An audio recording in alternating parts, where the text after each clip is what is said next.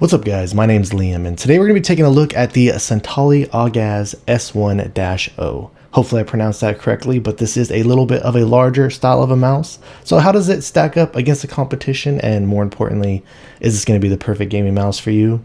Let's check it out.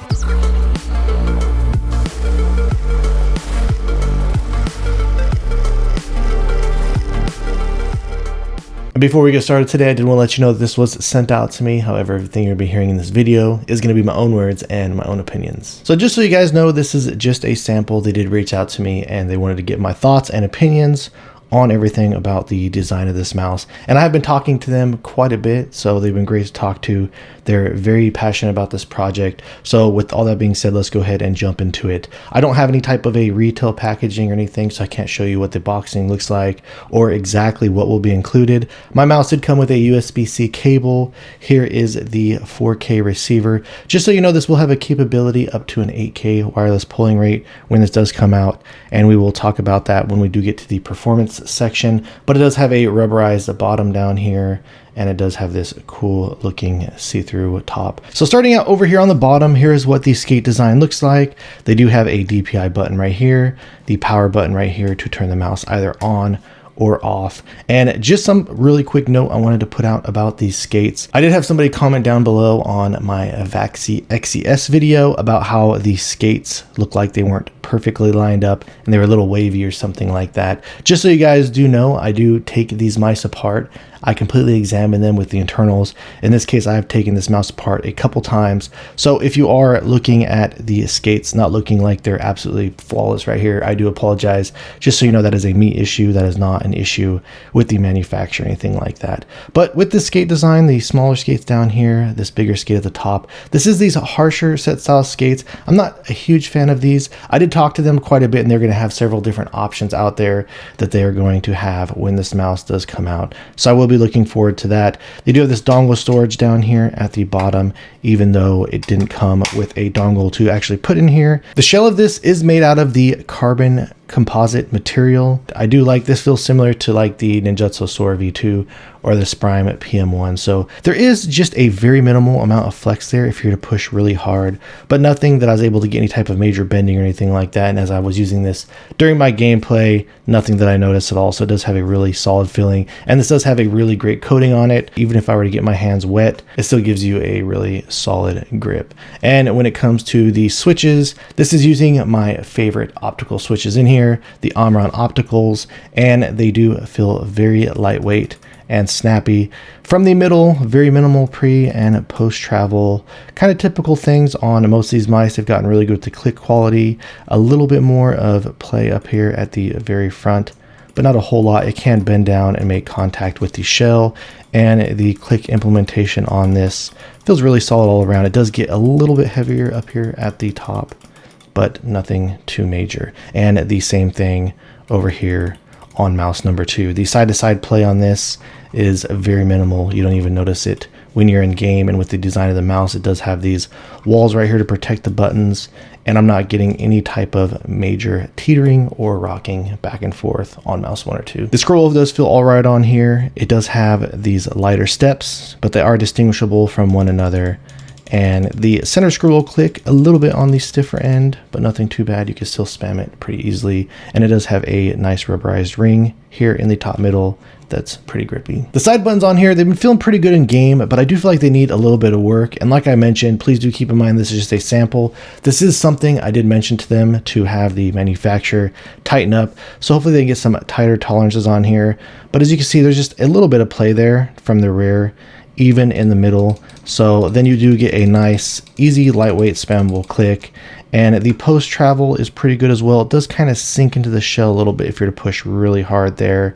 And there is just a very minimal amount of side-to-side play, but not a whole lot. So again, side buttons, they do feel pretty good, but again, if they could tighten these up just a little bit on the pre and the post travel, that would definitely be good. But let's go ahead and jump into the click sound check.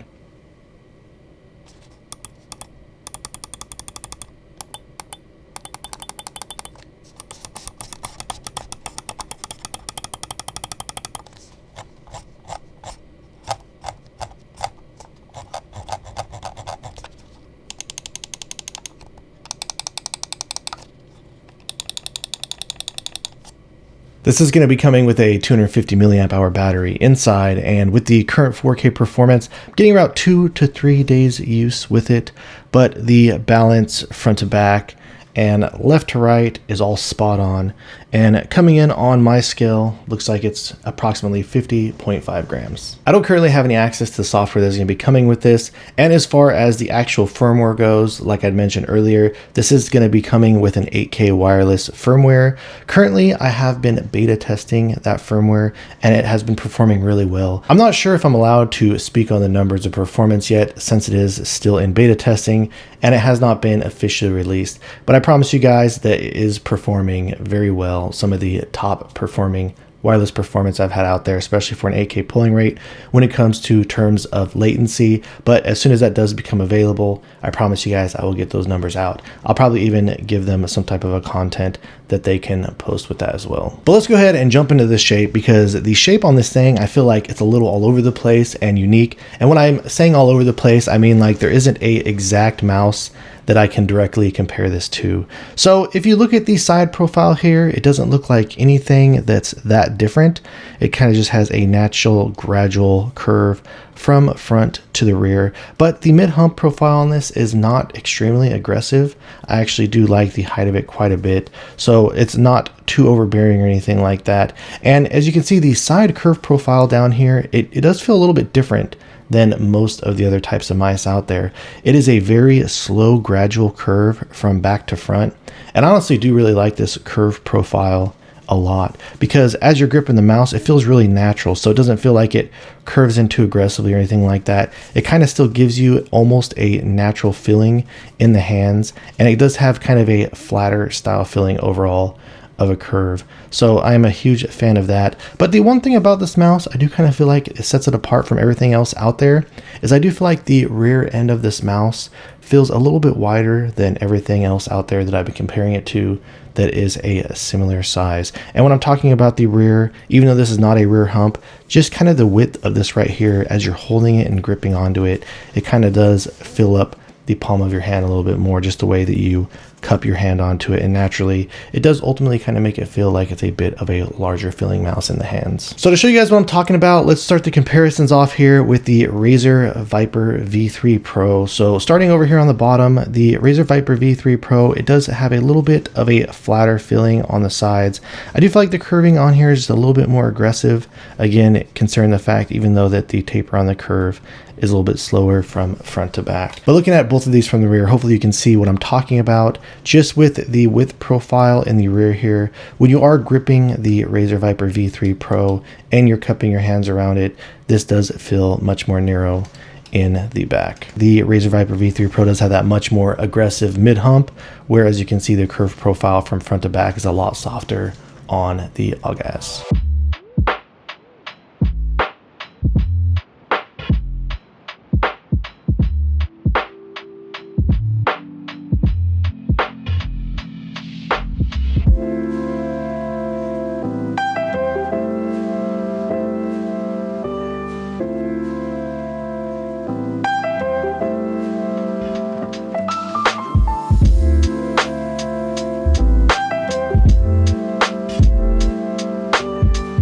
All right, next up when looking at it, next to the Logitech G Pro Superlight 2, and I'm not sure if you can really tell on the camera here, but looking at these next to each other, if you pay attention kind of this area, you can see how the Santali mouse kind of feels a little bit larger, even though the scale of these is not that far apart, and the G Pro Superlight does have flatter sides, so it feels a little bit wider in the grip width on the G Pro Superlight down here in the very bottom mid.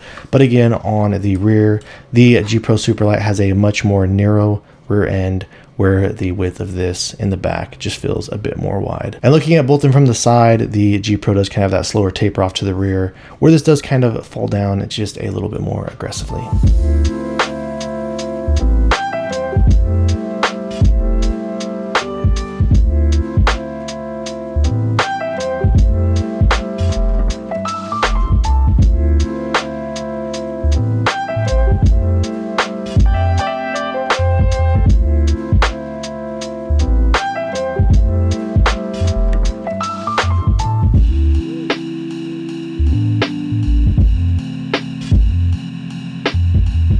The fact that this is made out of that carbon composite material, I'm a big fan of this, especially that it is coming in at a lighter weight.